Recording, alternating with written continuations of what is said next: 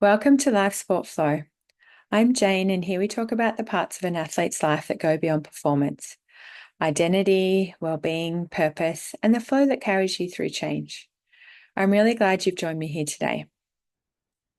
Recently in the podcast, we've been exploring the nervous system, two voices that can shape how we perform, and what well-being might really mean beneath the noise of achievement and output. Today, I want to introduce something that sits close to the heart of much of it: training habits. Not always a comfortable topic, but often a useful one. And in my experiences, a helpful place to look when we feel stuck. Each of us have habits. Some are conscious, chosen, and intentional. For example, we can decide to train in a certain way, to prepare in a particular manner, to show up with a specific intention. And there are some habits that sit outside our awareness, in our blind spots, running quietly beneath the surface before we consciously have registered what is happening. When I talk about draining habits, I'm referring to habits that may be impacting our life, our performance, or our well-being.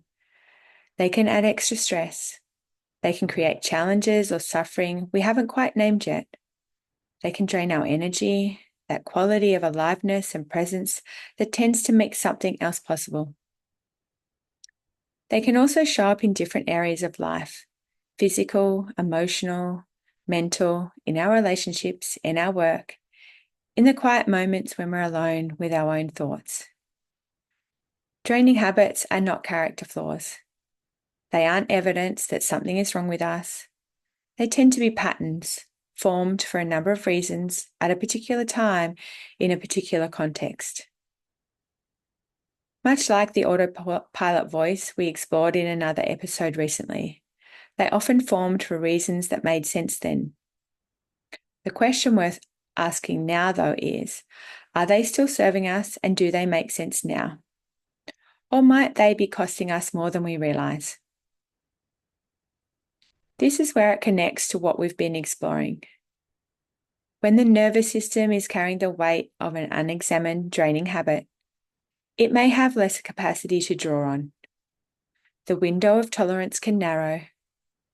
The autopilot voice can get louder, and that true voice, realistic, wise, and kind, can become a little harder to hear. Draining habits and the nervous system can be in conversation, moment to moment. And much of the time, that conversation can be happening beneath our conscious awareness, which often means the first step isn't fixing or changing anything. It's noticing, observing, developing the self-awareness to see the habit a little more clearly, without judgment, without harshness, however, with discernment, so that a different choice becomes possible. Because it's difficult to untangle from what we cannot see. Let's make this real with a few examples, just to give you a sense of what I mean. Overcommitment. Saying yes when something in us already knows we cannot and do not have the capacity to do so. Pushing through. Overriding what the body is communicating because stopping feels like it isn't an option. Perfectionism. A standard that can never be quite met, no matter how much is achieved. Comparison. Measuring our worth or our progress against someone else's path. And expectations, particularly other people's, carrying what other people want for us as if they were our own. You may recognize one, perhaps more than one. That recognition alone is worth something. I want to share something a little bit more personal. Recently, a friend asked me, "What are you actually worrying about?"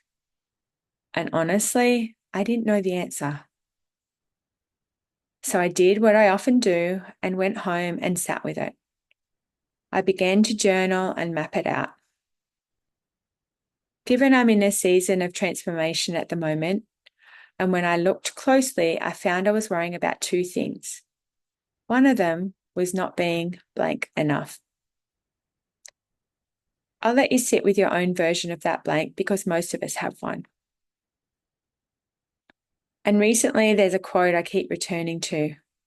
Worrying doesn't take away from tomorrow's troubles, it takes away from today's peace. And that's one of the main reasons why draining habits matter at all.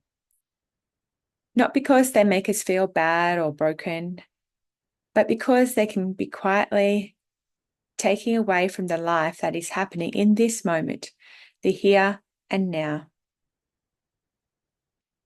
So what do we do with this? Well, it's not about fixing, it's not about forcing, and it's not about overriding. The invitation is simply to start to notice, to begin to develop the awareness that something is there, running in the background or maybe even the foreground, costing energy that could be going elsewhere. In my experience, that noticing alone can begin to shift something, not because awareness solves it, but because it's hard to choose differently from what we cannot see. And that noticing, even in the moments a draining habit seems to be running the show, is where something different can begin. Draining habits aren't the enemy. They tend to be signals, worth exploring with curiosity, with honesty, and with the same compassion we've been bringing to what we've been discussing in the recent podcast episodes. Remembering each moment holds a choice. Learning to work with them changes how we show up for ourselves and the people around us.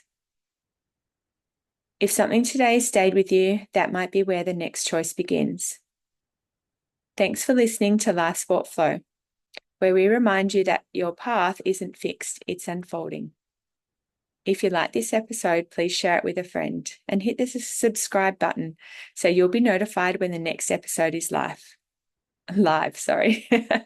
Until next time, be kind, be courageous, and be uniquely you.